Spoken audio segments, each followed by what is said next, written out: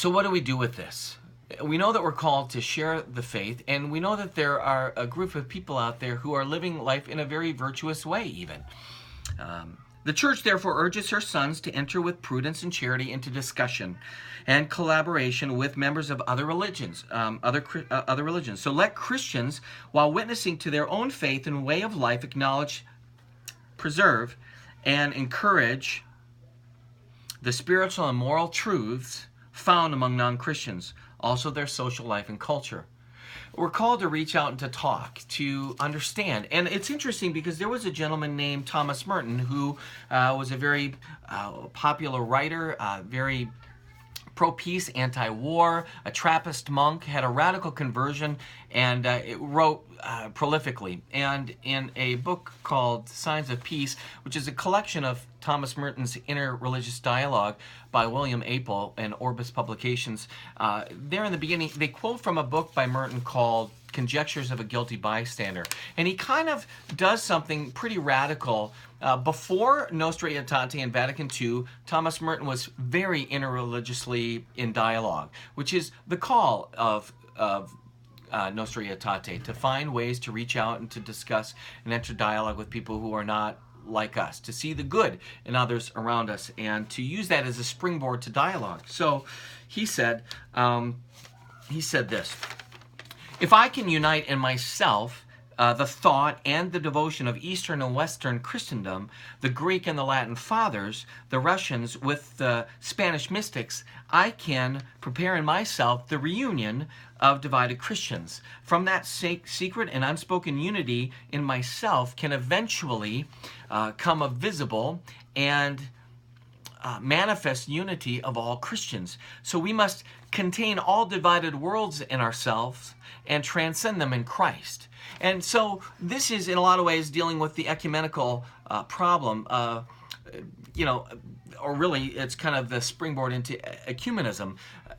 If I can find a way to unite within me the splits and the divisions, that might be a springboard to enter into a deeper ecumenism, which we're invited to do, even in a different document in Vatican II.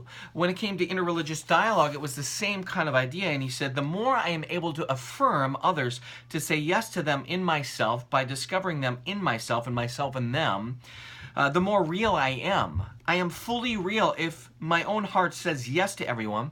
I will be a better Catholic, not if I can refute every shade of Protestantism, but if I can affirm the truth in it and still go further. So too with the Muslims and the Hindus and the Buddhists, etc. This does not mean syncretism, indifferentism, the vapid and careless friendliness that accepts everything by thinking of nothing.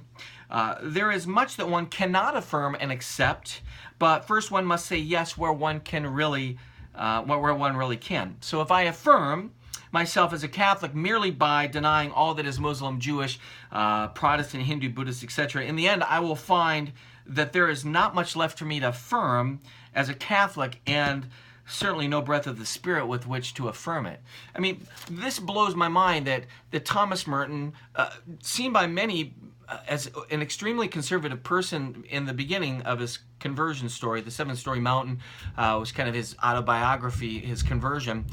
There's a lot of people that kind of became a little disenfranchised with Merton in the later years because he spent so much time working on interreligious dialogue, especially with Eastern religions. But ultimately, what's funny is that you look at the work of Thomas Merton, and then you look at Nostra Aetate in Vatican II, and he's so doing what we're invited to do, to see what is that connection point that we have with other people in different religions, and even within the different kind of variants of Christianity.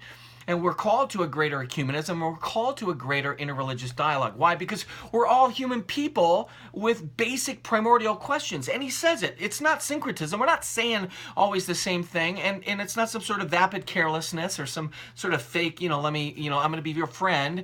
It's not relativism, reducing everything down to what's good for you is good for you and what's good for me is good for me. There's a lot that we can't affirm and there's a lot that we can't accept, but where we can, we should. And that's what Nostra Aetate is all about. And ultimately, there's got to be something within us that says, you know what? It's important for us to have compassion and to see that other people are struggling to figure out meaning in life just like we are, And the truth is, if we're going to say that we've been given everything in Christ then we should live in a way that is far more genuine, far more loving, far more affirming, but instead we spend our time fighting with people. It's ridiculous.